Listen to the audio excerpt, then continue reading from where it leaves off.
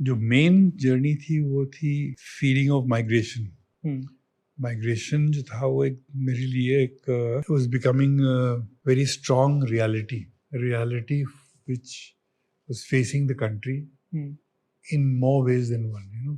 پورا آپ کا گاؤں جو تھا وہ تھریٹن تھا بالکل. کلچر وہاں کا ختم ہو رہا تھا. مجھے لگتا ہے کہ اگر ذمہ داری ابالیشن مجھے لگتا ہے بغیر سوچے ہوئے کی گئی.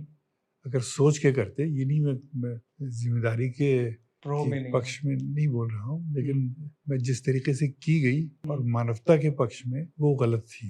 سب آرٹزن تتر بتر ہو گئے لوگوں کے، مطلب کام کرنے کے ذرائع سب ختم ہو گئے، کلچر پورا ختم ہو گیا. تو وہاں ایک لارج اسکیل مائگریشن کا ایک ماحول بن گیا.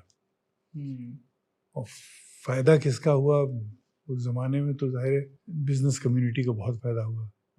اور جو فارمر کمیونٹی تھی جو وہ ایک دم سے ایک طریقے سے بے گھر سی ہو گئی. تو وہ میرے دماغ میں بات گھر کر گئی تھی، اور میرے فادر کی وجہ سے بھی مجھے اس کا جو ایک ڈائلیکٹیکل ریزن تھی وہ میرے سمجھ میں آ رہی تھی. He was not just a feudal landlord, he was also a rational thinker. He was leftist also.